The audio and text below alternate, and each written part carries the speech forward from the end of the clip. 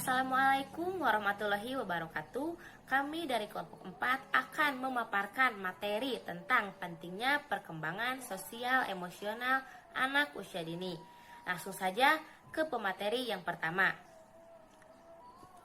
Saya di sini akan menjelaskan tentang pengertian perkembangan sosial emosional anak usia dini. Menurut Harlock, perkembangan sosial merupakan perolehan kemampuan berperilaku yang sesuai dengan tuntutan sosial, yaitu sesuai dengan nilai dan norma. Lalu, perkembangan emosional adalah luapan perasaan ketika anak berinteraksi dengan orang lain. Dengan demikian, perkembangan sosial emosional adalah kepekaan anak untuk memahami perasaan orang lain ketika ia berinteraksi dalam kehidupan sehari-hari. Selanjutnya adalah faktor yang mempengaruhi perkembangan sosial emosional anak usia dini. Yang pertama ada faktor hereditas. Faktor hereditas merupakan faktor pertama yang mempengaruhi terhadap proses perkembangan anak. Hereditas diartikan sebagai suatu totalitas karakteristik individu yang diwariskan orang tua kepada anak atau segala potensi baik itu fisik maupun psikis yang dimiliki individu sejak masa konsepsi sebagai pewarisan orang tua melalui gen-gen. Ada bentuk tubuh dan warna kulit. Contoh, misalkan ada orang tua yang mempunyai kulit berwarna gelap. Nah, anaknya teh nanti juga akan sama seperti orang tuanya, yaitu berkulit gelap juga. Lalu yang kedua ada sifat-sifat. Misalnya, ada seorang anak yang pemberani. Ketika kita melihat orang tuanya, ternyata salah satu ibu ataupun bapaknya juga memiliki sifat pemberani pula. Nah, sifat itu merupakan hal yang menetap dan sulit untuk dirubah. Berbeda dengan kebiasaan. Kalau kebiasaan masih bisa diubah selama individu atau pelakunya mempunyai niat atau keinginan yang kuat untuk mengubahnya. Ada inteligensi.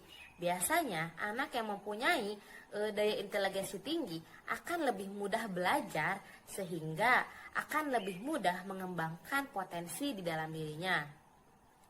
Inteligensi ini sangat dipengaruhi juga oleh gen di dalam seorang anak, meski lingkungan juga sangat berperan untuk bisa mengarahkan anak menuju pengembangan diri yang positif. Lalu berikutnya ada bakat. Bakat adalah kemampuan khusus yang menonjol di antara berbagai jenis kemampuan yang dimiliki seseorang. Misalnya, ada anak mendapatkan nilai 9 atau 10 pada suatu mata pelajaran, berarti dapat disimpulkan bahwa anak tersebut memiliki bakat dalam bidang ilmu pengetahuan. Lalu yang terakhir ada penyakit. Contohnya seperti penyakit kebutaan, syaraf, hemofilia. Nah, penyakit-penyakit ini merupakan penyakit turunan. Memang semua pewarisan itu tidak 100% sama dengan orang tuanya. Namun, secara garis besar bisa dilihat memang terdapat pewarisan atau turunan dari orang tuanya. Di sini saya akan menjelaskan tentang faktor yang mempengaruhi perkembangan sosial emosional anak usia dini. Faktor yang mempengaruhi perkembangan sosial emosional anak usia dini ada 3. Yang pertama faktor hereditas, yang kedua faktor lingkungan, dan yang ketiga faktor umum. Faktor lingkungan memiliki beberapa lingkungan. Yang pertama ada lingkungan keluarga. Lingkungan keluarga memiliki peran yang sangat penting dalam perkembangan sosial emosional anak, karena keluarga adalah tempat diasuh dan dibesarkannya seorang anak. Di lingkungan keluarga lah anak pertama kali mendapatkan pendidikan, sedangkan orang tua mereka merupakan pendidik bagi mereka. Yang kedua ada lingkungan sekolah. Lingkungan sekolah adalah lingkungan kedua setelah keluarga. Di lingkungan sekolah, anak berhubungan dengan guru dan teman sebayanya. Guru merupakan wakil dari orang tua saat berada di sekolah, serta pola asuh dan perilaku yang ditampilkan guru di hadapan anak akan mempengaruhi perkembangan sosial anak. Karena di sekolah, anak dapat mengembangkan bakatnya dan dapat belajar berbagai ilmu pengetahuan. Yang ketiga, ada lingkungan masyarakat. Lingkungan masyarakat di sini diartikan sebagai kumpulan individu atau kelompok yang diikat oleh kesatuan negara, kebudayaan, dan agama. Yang keempat, ada keadaan alam sekitar. Keadaan alam sekitar juga mempengaruhi keadaan anak.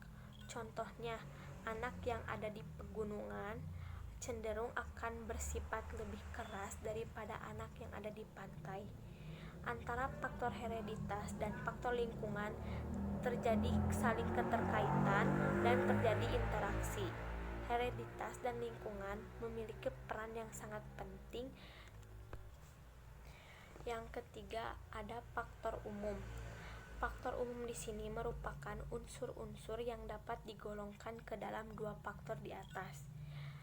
Adapun faktor-faktor yang mempengaruhinya, yang pertama, kematangan. Menurut Harlock, faktor kematangan kanak-kanak terkait dengan masa krisis perkembangan yang saat anak-anak siap menerima apapun dari luar. Yang kedua, ada belajar. Metode belajar yang menunjang perkembangan. Yang pertama, meniru, mengidentifikasi, mengkondisi, dan berlatih. Yang ketiga, ada jenis kelamin. Jenis kelamin dibedakan menjadi dua, ada perempuan dan laki-laki. Dalam emosi, laki-laki lebih menonjol, sedangkan dalam sosial cenderung malu. Begitu juga sebaliknya. Yang keempat, ada status ekonomi. Kehidupan sosial banyak dipengaruhi oleh kondisi sosial, ekonomi keluarga. Dalam masyarakat, perilaku individu akan memperhatikan kondisi normatif yang telah ditanamkan oleh keluarganya. Yang kelima, ada kondisi fisik. Apabila kondisi keseimbangan tubuh terganggu, kesehatan buruk, maka akan mengalami emosi yang meninggi. Yang keenam, ada posisi anak dalam keluarga. Materi yang ketiga yaitu metode perkembangan sosial emosional pada anak usia dini. Ada beberapa keterampilan yang harus diberikan kepada anak usia dini, yang dapat diberikan melalui dua program, yaitu yang pertama ada toilet training. Toilet training merupakan program pelatihan bantu diri bagi anak usia dini dalam melakukan buang air kecil ataupun buang air besar. Yang kedua ada self training, merupakan kegiatan pelatihan yang biasanya diadakan untuk memberikan berbagai keterampilan bantu diri kepada anak usia dini, seperti menggosok gigi, menyisir rambut, mandi, makan dan minum, atau dengan kegiatan sehari-hari lainnya. Self-training biasanya dapat dilakukan selama 4 minggu.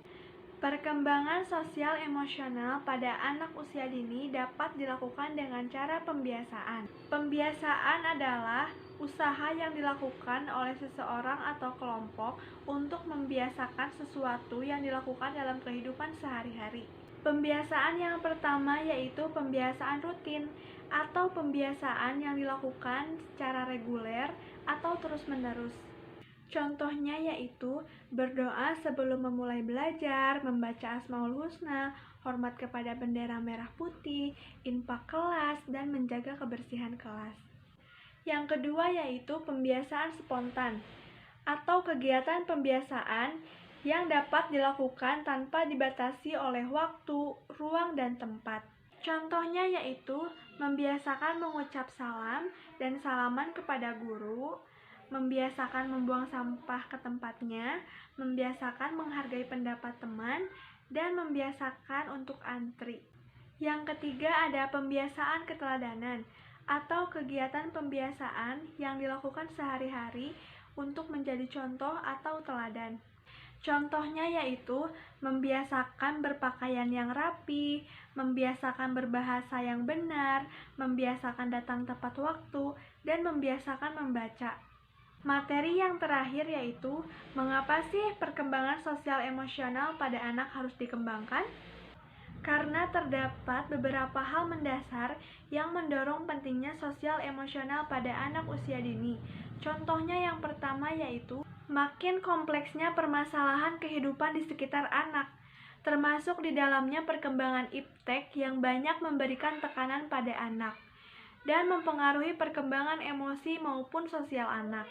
Yang kedua yaitu penanaman kesadaran bahwa anak adalah praktisi dan investasi masa depan yang perlu dipersiapkan secara maksimal, baik aspek perkembangan emosinya maupun keterampilan sosialnya. Yang ketiga yaitu karena rentang usia penting pada anak terbatas, jadi harus difasilitasi seoptimal mungkin agar tidak ada satu fase pun yang terlewatkan. Yang keempat, ternyata anak tidak bisa hidup dan berkembang dengan IQ semata, tetapi EQ jauh lebih dibutuhkan sebagai bekal kehidupan. Yang terakhir yaitu telah tumbuh kesadaran pada setiap anak tentang tuntutan untuk dibekali dan memiliki kecerdasan sosial emosional sejak dini. Sekian materi yang dapat kami sampaikan. Mohon maaf bila ada kesalahan. Semoga bermanfaat.